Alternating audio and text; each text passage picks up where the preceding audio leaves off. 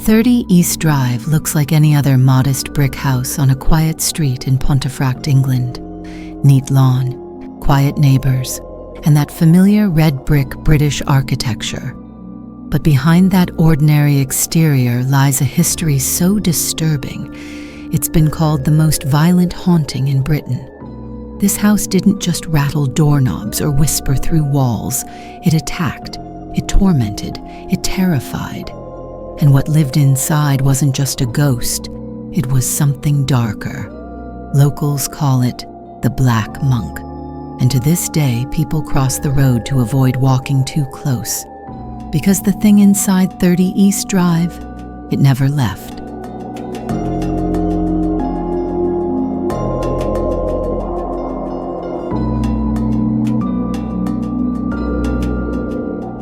It began in August 1966, when Jean and Joe Pritchard moved in with their teenage children, Diane and Philip. They were an ordinary working-class family, excited about their new home. It was a council house, affordable and peaceful. But just days after moving in, while the parents were away, Philip and his grandmother were the first to notice something was wrong. A cold, unnatural chill filled the living room. Then water began dripping down the walls. A strange green foam bubbled up from the sink and pooled onto the floor. Cupboards slammed shut. Loud bangs echoed through the house.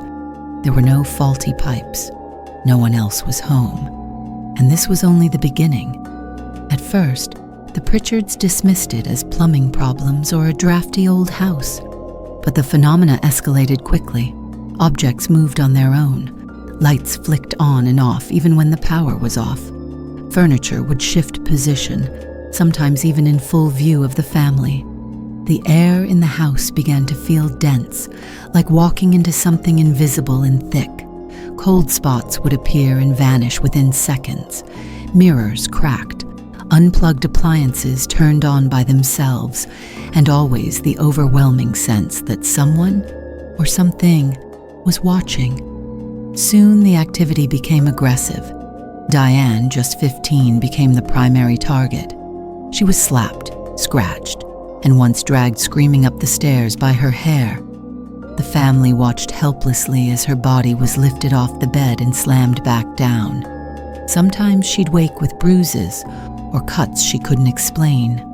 Holy water splashed across the room by unseen hands. Rosary beads snapped in half, crosses twisted out of shape. The house didn't just feel haunted, it felt evil. And it wasn't just the Pritchards. Neighbors and visitors experienced the phenomena too. A local milkman fled after seeing a black shadow move across the upstairs landing. A family friend was locked in the bathroom by an invisible force. Others reported a crushing sense of dread the moment they stepped inside. Investigators and psychics were brought in. One medium refused to enter the house at all.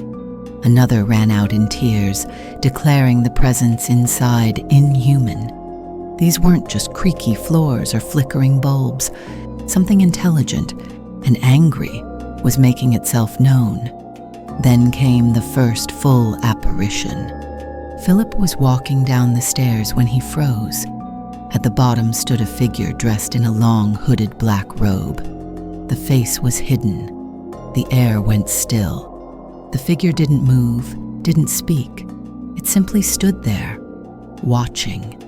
The family saw the figure again and again. Sometimes it appeared in mirrors. Sometimes it stood silently at the foot of Diane's bed. It never made a sound. But it radiated hatred, thick, ancient hatred. As the terror escalated, locals began whispering about the house's history. Some believed the figure was the ghost of a 16th century monk who was executed near the property. According to legend, the monk had been accused of horrific crimes against children and was hanged on the gallows that once stood where the home was built. His body was buried in an unmarked grave. Others speculated it was a poltergeist, a violent emotional energy feeding off Diane's teenage turmoil. But this wasn't some fleeting outburst of energy. This was calculated, precise. It seemed to think, to learn, to wait.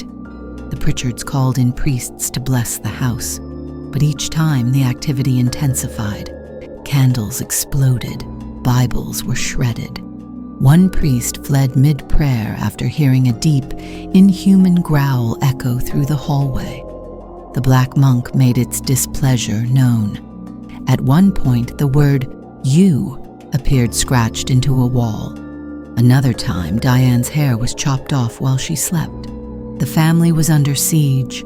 Jean and Joe tried to act like everything was normal. They went to work, cooked meals, watched television. But the house wouldn't let them forget. It followed them from room to room, scratching behind the walls, tapping on the windows, breathing. Sometimes Diane would find muddy footprints in her room, small child-sized prints that led nowhere. Philip stopped inviting friends over. They were too scared to return. Even the family dog refused to go upstairs. Whatever lived there didn't just want attention, it wanted control. The haunting lasted for years. Diane suffered the worst of it. Her personality changed. She became withdrawn, anxious, afraid to sleep. Once a bubbly, energetic girl, she now walked through her own home like a prisoner.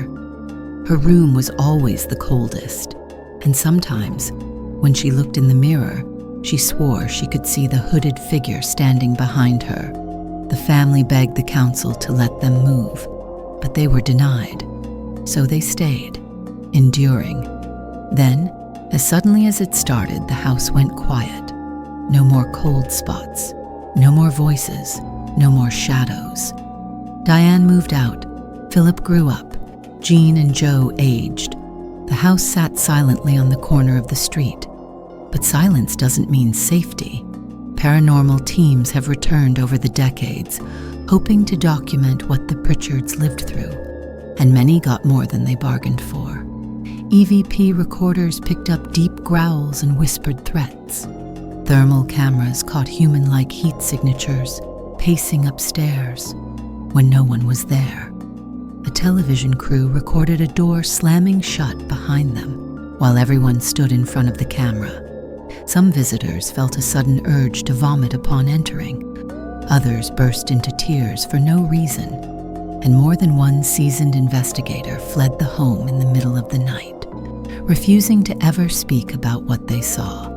Today, 30 East Drive is privately owned.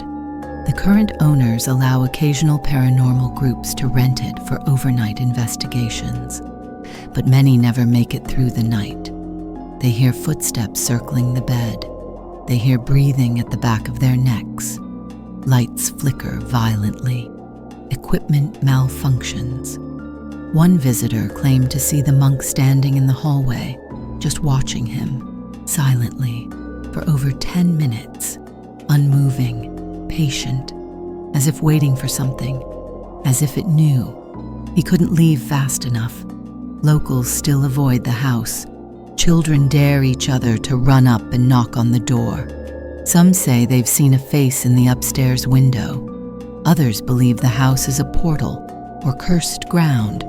But ask the Pritchards, and they'll tell you, it wasn't the house. It was what came with the house. Something older than the bricks, older than the land, something that chose them. So, was the black monk real? A tormented soul? A psychic imprint from a dark past? Or something far worse? Something not of this world, wearing the face of a man? The Pritchards never got their answers, and maybe that's the scariest part. Because whatever haunted 30 East Drive didn't just torment a family. It waited. It watched. And according to those who've been brave, or foolish, enough to enter since, it still does. Waiting for someone new to notice it, waiting for the right person to cross the threshold. And once you do, it never lets go.